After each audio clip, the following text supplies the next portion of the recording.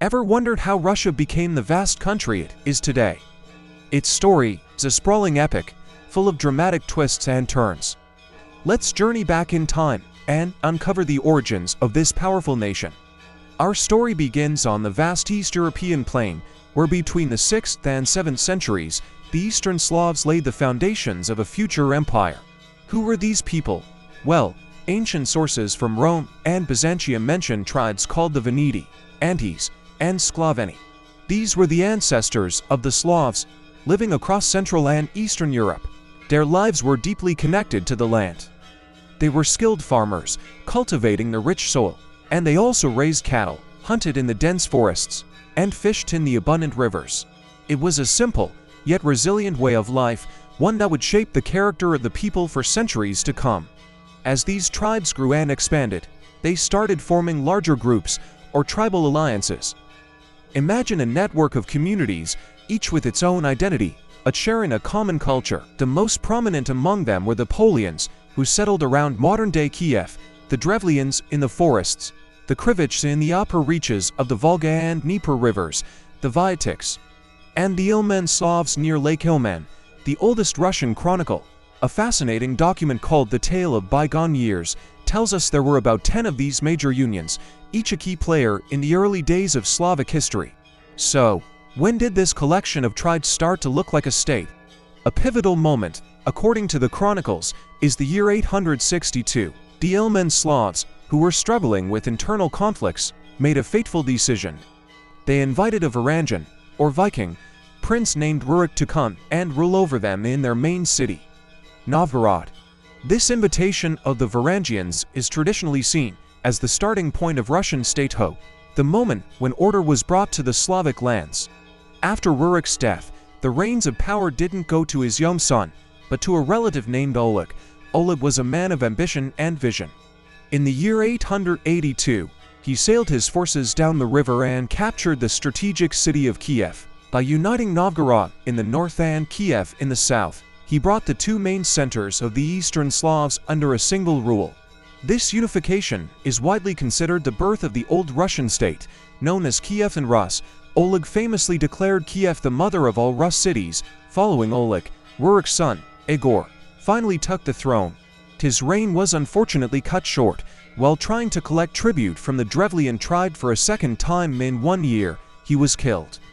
This left a power vacuum, but it was quickly filled by his formidable wife, Princess Olga. She ruled as regent for their young son and proved to be a shrewd and strong leader. Olga is also famous for being one of the first Rus rulers to convert to Christianity, a personal choice that foreshadowed a massive shift for the entire nation. That monumental shift came under Olga's grandson, Prince Vladimir. In the year 988, Vladimir made a decision that would define Russia's destiny. He adopted Orthodox Christianity as the state religion and organized a mass baptism of the people of Kiev in the Dnieper River.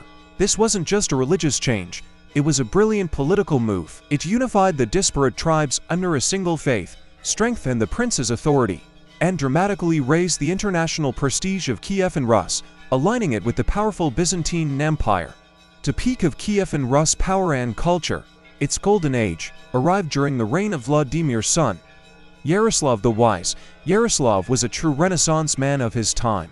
He was a great builder, a patron of learning, and a skilled diplomat who forged marriage alliances with royal families across Europe. Most importantly, it was under his rule that the first written law code of the land, the Russkaya Pravda, or Russian truth, was created.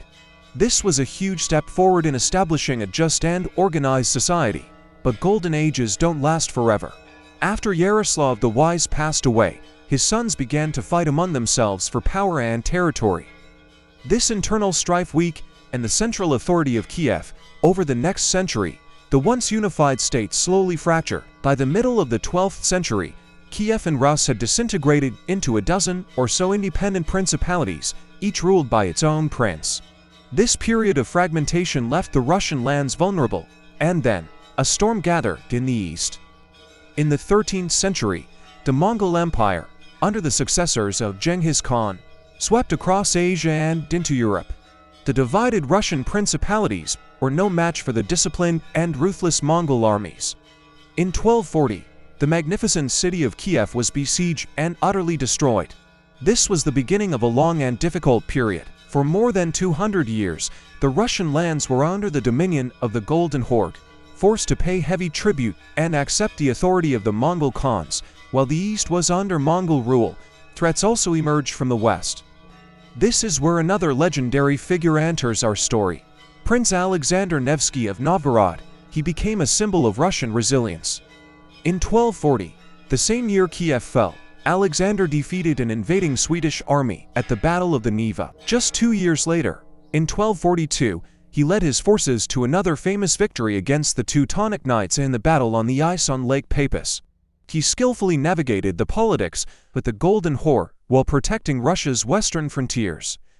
As the Mongol influence began to wane, a new center of power started to rise. In the 14th century, the small Principality of Moscow began the long and arduous process of unifying the Russian lands. A major turning point came in 1380, when Prince Dmitry of Moscow, later known as Dmitry Donskoy, led a united Russian army to a crucial victory over the Golden Horde at the Battle of Kulikovo. Though Mongol rule wasn't over yet, this battle shattered the myth of their invincibility. Exactly 100 years later, in 1480, Ivan III, or Ivan the Great, stood his ground against the Horde and effectively ended their 2 centuries of dominance for good.